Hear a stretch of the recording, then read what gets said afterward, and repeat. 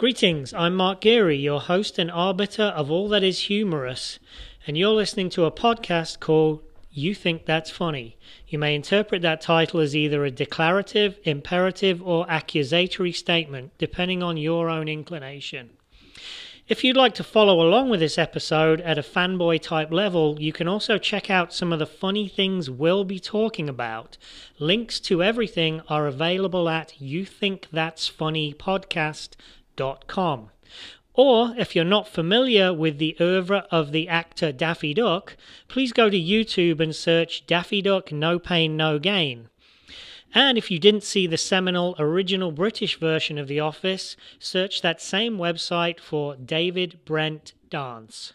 While you're there, you should also search for Dell Falls Through the Bar and Michael Winslow Led Zeppelin, and you will be up to speed on what we're going to be talking about. All right, for those that want to do the research, you can hit the pause button right now and go away. And for the rest of us, here we go. Today I'm talking to Kelsie Huff, storyteller, broadcaster, and stand-up comedian. As my disclosure for this episode, I need to tell you that Kelsie is a friend and colleague of mine in comedy for over a decade. And I do find the things that she finds funny to be funny myself. Say hello, Kelsie. Hello, Mark. I can't believe that you just called me your friend in public. That was amazing. Yeah. We can stop doing the podcast now. I've broken out into a cold sweat 2 minutes in. Okay, so you sent me a list of things that you consider funny, and I actually separated them into two categories. Oh, I like it. Your style, Mark. Did you also make an Excel spreadsheet about it? I spreadsheeted it and sorted them, alphabetized them, and went to bed happy. But here's what we've got, and it's an interesting tale of Kelsie's psyche, I feel. Oh. So the first category that I noticed a pattern of was the goofy. And in the goofy, we had surprised by farts, sound effects, particularly on Mystery Science Theater, and Daffy Duck being erased by the artist that was drawing him. Goofy is what I would call those things, yes? Yeah, I would. I'm full disclosure when you asked me this. I'm a little embarrassed. Like I wish like the things I loved were more like nuanced and deep and academic and like I mean it's like farts and ducks. Well, I mean, full disclosure to our audience, Kelsie is American. So can you tell him my heavy breathing? I am overweight. Let's talk about it. No, I said we're going into your psyche. This is too much too soon. Let's stick to comedy. The second category, which surprised me knowing you, Kelsie, is that I shall call Schadenfreude. Ooh. Oh, there we go. I like the academics. And in the category for Schadenfreude, we have people falling over, newscasters messing up, and Ricky Gervais dancing like an idiot on the original superior British version of The Office. Full disclosure, I agree with you, although I did not type superior in my email to you. I put superior as an adjective in front of most things that I say, just to clarify further. Okay, so that's the diddly-do. That's the background for this week's thrilling installment. So... Yeah. Can I ask you a question, Mark, or am I messing up your Excel spreadsheet? Yeah. No, go on. Ask me a question. So were you surprised that you said like, oh, there's certain things that you sent me that I also find funny? Were you surprised by that, or do you think I was going to send you things and you were going to disagree heavily? No, I actually didn't know. It was brought up in conversation with someone else earlier this week. In the week, we were talking about things, and I thought, you know what, as a disclosure at the top of each episode, I'm going to say I find them funny or I don't, because that sets the tone of, gotcha. Well, why is this going to be combative or what? So I just think it's interesting, you know, it's a good way to stress the relationship between the what we find funny. Yeah. So, yeah. I'm glad we're not going to fight. That's amazing. Yeah, I will be. I didn't single you out. I will be doing it for every guest. Okay. I still feel special, Mark. I still feel special. So, Okay, Kelsie Huff, you've been analysed. You like Schadenfreude and you like Goofy. Tell Mhm. me why. Well, I'll start, I think, with the old Daffy Duck, if you don't mind. It was one of those goofy things as a kid. Um, it's just like the element of like surprise, I think. Like I never realized that you could like break a fourth wall and that you could like, scream at your creator, and I just, and like he's fighting to the last of it and still being like an angry, silly goose. Yeah. I love it. I love it. So I don't know. Schadenfreude, I always thought that, I mean, that's a very fancy word that I guess I'll take it. I'll take it. um, but I think I identify more as goofy personally Yeah, myself. that's what I Yeah. was expecting. The Schadenfreude kind Yeah. of came out of left field. And I like the fact that you chose screaming at your creator because that's what most of us do every morning, right? Right, exactly. And then he just, Why, yeah, God? yeah. Why? I find that to be quite funny. Yep. That he's relentless and doesn't stop being angry. And I do feel like that in my sort of my own personal comedy, right? Not to make it about myself, but like there's this mania in my voice. I maybe I'm a little more joyful than Daffy Duck, but this relentless need to sort of sweat and scream on stage is really my jam. That's all I Okay. have to say. That's all I have to say about that. Okay, so Goofy, we can nail that one shut then, but Yeah. Schadenfreude, tell me the deal. Yeah, I don't know because I don't. Okay, so these are the ones that you classified as Schadenfreude, right? The Ricky Gervais dancing, the sort Yep. of falling down, Yeah. um, And and newscaster fails. and the Newcaster fails. Yeah, and maybe I'm just uneducated because I went to the public school, but for me, it was always more about like the status that I enjoyed them, like sort of like the clip that you sent me, right? So you have like, I don't know if I'm jumping ahead of the game here, but you have sort of these sort of smarmy, like sort of posh, sort of, dudes in the 80s checking out ladies, and then one instantly makes a fool of himself. So to me, it's like I enjoy the status stuff. The Ricky Gervais stuff is like desperately trying to belong and failing. I don't know.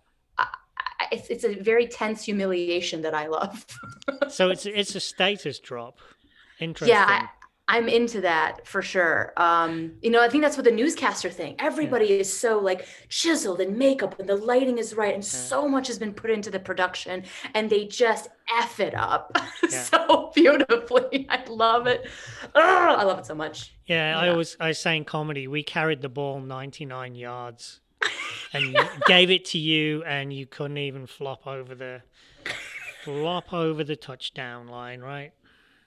I love that you put flopping and touchdown all in the same sentence. Yes. Actually, Gross. you know what? Actually, I forgot. I did some research. So I thought we can look at why these things are funny, but what does the internet say? And I came up Oh. with some good stuff here. What is the science? So here's how classy I am. The University of Helsinki Ooh. has an article. It's linked. Go to the website, kids. There's so Uni- much homework in this podcast, Mark. yep, you knew it would be. University of Helsinki, Anu Korhonen, professor of area and cultural studies. Why are farts funny? This is what those crazy Finns think.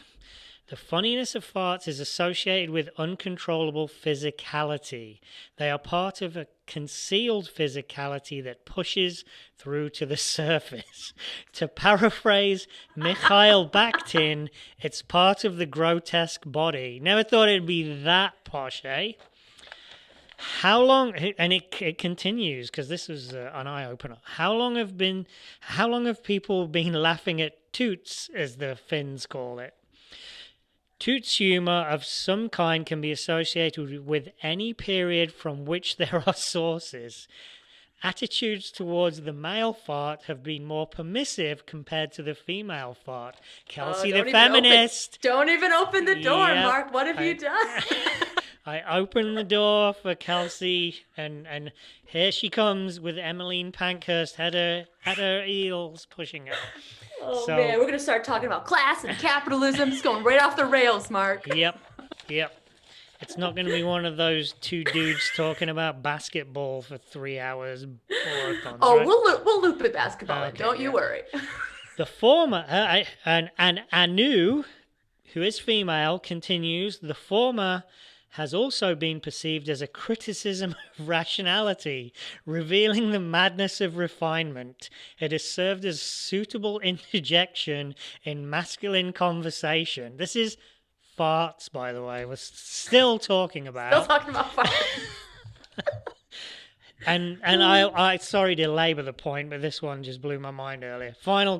In closing, what positives have humanity gained from Toot's humour? In early jokes, one of the most important roles of the fart was to demonstrate our shared humanity. Whoa. Yes. And to add a Yes. modicum of equality between people. There you go. We're doing socialism through bodily gas. Yeah. We are So at, I totally agree with it. Sorry. I'm sorry. I'm getting excited. Keep going. Also, it was a political statement, is what you're saying. Yes. We are at the mercy of our bodies and capable of laughing longer. There you go. That's the University of Helsinki. Just FYI, the funniest thing, this was published on September 22nd of 2020. So we know what they've been doing during lockdown in Finland. Just farting away and talking about it. You know what's probably the most upsetting? Because I know, Mark, you run a nonprofit. You know they got grants to write this article, like way more than you got. Hook me up with the grant writer that set this one up. Farts for I don't know, 1,000 billion euros. I don't Well, know. it's Scandinavia. They're humanists, right? They'd rather give the money to academia than sports teams. Yeah, back to hating basketball. I like it, Mark. I like it. Oh, and I also did, just to show how incredibly urbane I am, Schadenfreude from the New Statesman, so let's keep it European and classy. According to the New Statesman article that I read, researchers have found that the brain interprets funny and frightening facial expressions similarly, but it also recognizes the stuff that's happening around the facial expression and tries to reconcile the contradiction. So that contradiction or paradox is what triggers a humorous response. We laugh at the person that isn't in danger, feeling they're in danger, and they're clumsy. So we don't laugh when we know, oh, this dude just fell off the building and is going to die. But we do laugh when we see the dude trip, fall 3 feet. So we're not bad people. Our brain is telling us, don't worry, there is no danger. Which is weird, because I laugh at people falling off. My favorite thing is... What? Is... No, you're not gonna like me. I'm no, not come on, tell me.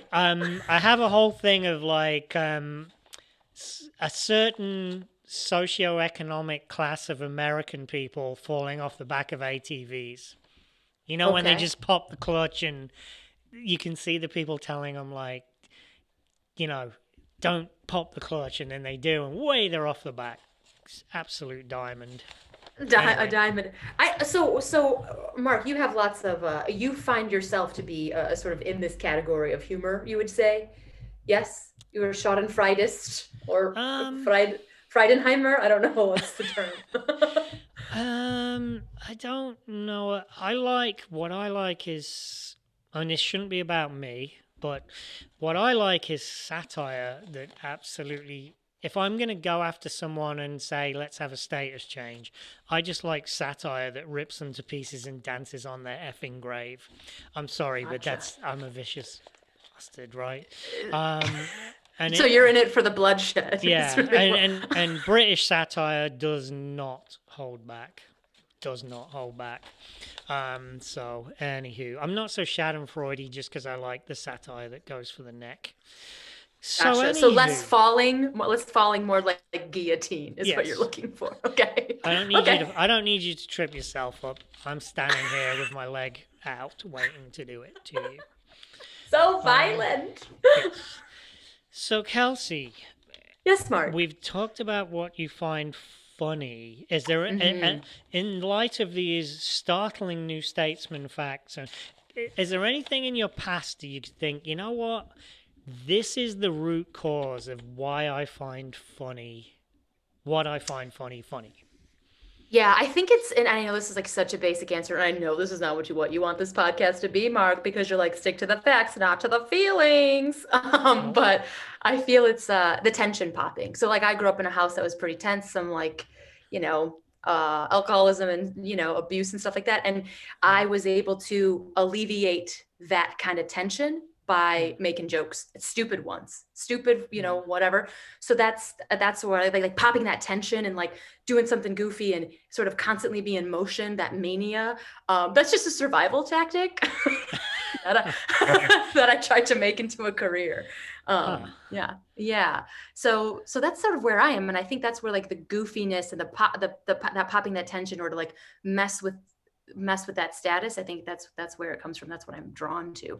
I don't like humor that is bullying humor, because that is what the person in my house that I was trying to make laugh would use as a weapon. And mm, I'm not saying it's satire. You're saying like you're using the thing that you love to like change the status quo. I, yeah, I don't like when people use comedy to take a group of people that are already down and put them lower to make them higher. Do you know what I'm saying? yeah. I'm not into that. Well, But anything else, pretty good. I feel like that's been has been almost buried at this point. I mean, in when alternative comedy was invented in England in the late 70s, the first thing they went after was misogyny, homophobia, etc. And they really did more or less wipe it out. And I think it happened maybe it was probably way worse in England, to be honest. So it did needed to be sort of stamped out faster, but I feel like it's almost gone. Yeah, I mean, I'm doing well, not now, obviously, but in the club scene, it's still alive and kicking in America. Maybe just like other things, it takes a while to come on over. I don't No, know. okay. Um, Yeah. all right. So we've sort of established, what you find funny, and you obviously are an artiste yourself, Oh, stop comedian, it. broadcaster, etc. So, how do you see the things that you find funny manifest in your own work? Give me Oh, specifics. yeah, that's a great question. So I feel like this sort of joyful mania that I'm talking about, which I feel like kind of sums up what I do and sort of the Daffy Duck isms in me, um, manifests in a couple way in art. One, I do think we should be very transparent. Like, I think that you have to do a lot of things to be an artist, which includes like teaching, doing voiceover work, doing a bunch of things. And I think that manifests specifically in my teaching, where I want to see people become joyful and goofy, and I lift the people up to do that. You know what I'm saying? Whatever that thing Hmm. that they want to do, whatever joy they find, I pull them out. Um, I think for the goofiness in my own art, I find um, that mix of sort of personal, which I know Mark loves, but personal sort of pain mixed with these sort of weird like sound effects, very animated things, so it doesn't get too heavy. I feel like it touches people. Like I feel like I can talk about these sort of darker things, like domestic violence and alcoholism and all these things, but doing it in sort of a cartoony way lets me sort of slide a message in. At least that's what I'm thinking I'm doing. I mean, I'm probably just selling booze for people, but like Hmm. that's my goal. So that's how I think that it is snuck into my own voice. I mean, you watched me, Mark. What do you think? Can you talk No, about me more? no, that's what I'm trying to do. I'm trying to not talk about me. That's what this podcast is an exercise in. God, I'm sweating at just not mentioning my own opinion for a few minutes. It's a Where are you nightmare. sweating specifically, Mark? Let's really get to the biologicalness of your No, sweat. I'm just metaphorically sweat. Okay, got it. Being British, I'm not allowed to sweat. We're just metaphorically allowed to. So, yeah, No, that's terrible for your glands. yeah. leave my glands out of things. Okay, all right. All right. Okay, so next subject, because you know I have a very meticulous agenda. I know. My goal is to try to throw this off the rails as much as Uh, possible. no basketball, please. So, okay, so I'd sent you in response Mhm. some things to see how you reacted based on what I was thinking you thought was funny. So I'm just going to quickly recap. So there's three clips I sent you. The first one is one of the most famous things in British comedy. Del Boy falls through the bar. Go click the links, people. It's one of the most famous moments in British comedy at this point. It's just a pratfall, but it's a classic. The second one I sent you appertains to a whatever it was called Vine clip that you sent me where someone was shouting abuse at a goose or something. And Yeah. I love a show called Brass Eye from England. There was a very similar thing there where a man is taken to court for psychologically abusing a cow by writing the word twat on the side of it and putting headphones on it and directly insulting it. And the third thing was Michael Winslow doing Led Zeppelin because he is the king of sound effects, right? So, what did you think of those three things that I thought you would find funny? Did I read the book right? Yeah, I think you read the room. I think so a couple of notes. I was a little nervous when I started watching the first one, the very famous one you're talking about. Like I said before, because I was like, uh-oh, these look like two skeevy dudes trying to hit on a lady. I'm like, Mark Geary, what have you sent me? Yeah. You know, but then as soon as he fell and like the straight man reaction, and apologies for not knowing the I'm sure he's very famous, the other gentleman's name who did not fall. Um, I mean, that's that tension and that timing that I mean, nailed it, right? And then him getting up and trying to keep on the facade Yeah. of like, you know, being like a super cool dude or whatever. And this walk afterwards, I mean, those tiny like his little scuffly walk is so good. I love a good physical humor. So yeah, nailed that, Mark Geary. I think the Michael Winslow one, absolutely loved it, but I don't know if it's my because I watch Vine and TikTok now, my attention span, I couldn't do it all. I was like, this would be great if it was like 30 seconds. I'm done. Led Zeppelin didn't write 30-second songs, did they, Kelsie? Well, I've got some notes for the Zeppelin. They need to make it a little shorter. Such a jerk. Did you But ever I work mean, with Michael Winslow? Because you've done the Zanies oh, circuit.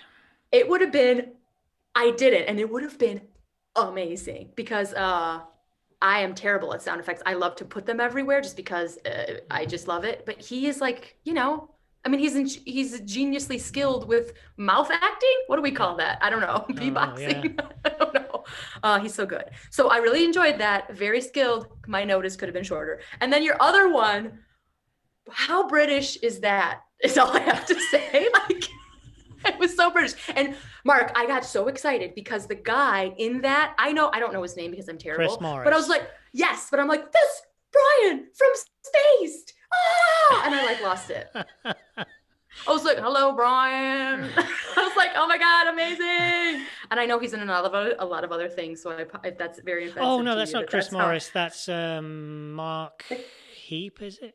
Okay, yeah, the no, I guy know the who's guy you mean. Yeah, yeah, he's in he's in the doctor show you love. I'm having a brain fart. yeah, The British doctor show. Yeah. Anyway, I recognize someone. I'm like, oh my God, I'm so yeah, cultured. yeah. But did um, you laugh at it? Because I find Chris Morris Brass Eye to be the most intelligent satire I've ever seen. yeah, I did laugh at it. Here's another thing, and this is on me, Mark. This is not on you. And I really do think it's just my brain is, it felt like it was very much in a time period. Like, what was that, early 2000s? Hmm. Like it like distracted me a little bit. Like Hmm. the editing of it, you know, was it like had that like close up on the cow and then making that weird, like the effects, you know, it felt a little dated, but I got over it and then I laughed. So Okay. yeah, yeah. All So right. that's your favorite fellow. What's his name again? I'm gonna do my Chris research. Morris is one of the three pillars of comedy genius currently alive. Wow. Tiny words from Mark Yes. Geary. Jeez. So have you ever met this person? And if you did, would you Would you I keep your would cool or? scream like Beatlemania and throw my knickers at him. I actually know someone who met him. I know someone who met him. He was writing for Daily Show, and Morris came on Daily Show, and I was like, "Oh Uh, my god, dude!" And he was like, I mean, the guy I know who met him is at least even less enthusiastic than I am about life. So, but I was like, that, oh my, Chris Morris, Steve Coogan, and not. I don't really want to meet Gervais, Chris Morris, and Coogan. If I ever met them, it would be like Beatlemania. I would just be really, screaming and crying in the corner. Mark, I know that we're running out of time, but I just Yeah, have a really quick question. Have you ever seen that clip or watched when Ricky Gervais and I think it's at the Larry Sanders documentary where Gary Shanley and Ricky Gervais have that very awkward conversation in Gary Shanley's house? no, Holy cow, it's some of the most uncomfortable thing I've ever yeah, seen. uh-uh. Um, give it a watch and Yeah. maybe we'll talk about it, not on this podcast. So if this doesn't make any sense for you guys to hear, Mark and I are having a friendship without you Okay, guys. I'll put the link in. Okay. Okay. All right, we're coming to the last 5 minutes here, so let's knuckle down to the last couple of things. I can't leave an agenda unfinished. So we've talked about what we find funny. Yes. Here's the category everyone loves. The what do you not find funny that everyone else is just pissing their little panties at, and you're just standing there like, guys, what? And don't do the obvious Yeah. ones, the Jeff Dunhams, the whatever. Give me something esoteric. Oh God. And I know you were going to ask me this question, and I should have been more prepared. And I'm not going to name names just because I still work with them sometimes. But Yeah, but it's every comedian working the club scene in the Midwest. I have to tell you, I've had some bad experiences, and I think Yeah. this is, and I'm not going to name a name or whatever, but I'm usually either the host or the middler. Yeah, obviously, like I'm not headlining during the weekends at Zanies, right? I'm a local gal. Nobody cares. I don't sell enough tickets, so I would host or middle, and the amount of I have a very hard time separating art from person. I know that people think that I should be able to, but if you are a horrible human being, to me personally and comedians, I don't care if you're a genius or not. You're Yeah. a narcissistic, terrible person. And this is the thing I think that harms me the most. I had an experience with a comedian who's doing very well, who I think his humor is bullying humor wrapped around the guise of him being like a white guy who's a genius, but also like the man of like the people, like I'm helping out gay people by making these jokes about them, that kind of stuff. He made a joke about me as I left the stage, and I get it. That's par for the course, Yeah. whatever. I don't like that. I think it's very unprofessional. Yeah. The thing that harmed me the most is that all the dudes who came to watch him in my community, the comedy guys, lost it and laughed. Mm. And it felt like they just sucked the power I had and like from me. That's what I don't like. So it's not like I wish I had like this is what I don't like about the jokes. I don't like the hypocrisy of that vibe. You know what I mean? Of like, you're not in our club, get out. That feeling, I really don't like it. Yeah, but that's being on the inside of the industry, sort of causing that, right? You're just Yeah.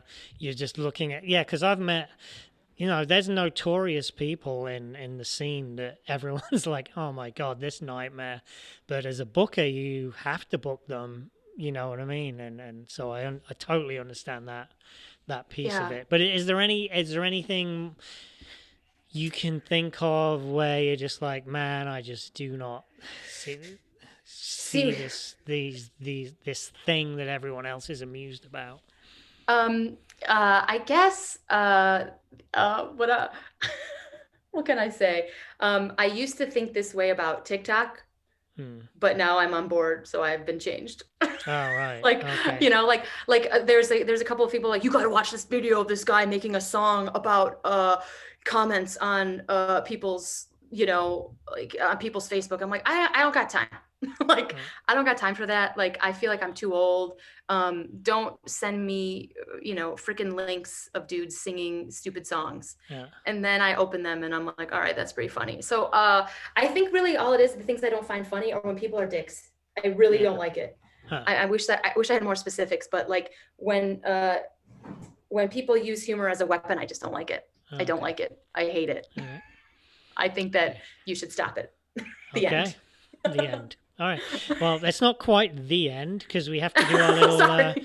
promotional thing. Maybe by the time we get into a few airings, this will be sponsored by a Chicago sausage company or something.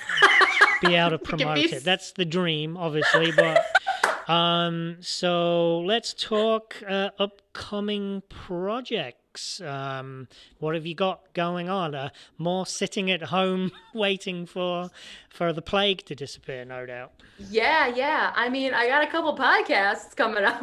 Not that I'm doing, but like people seem to really want to chat with me that I'm alone in this room.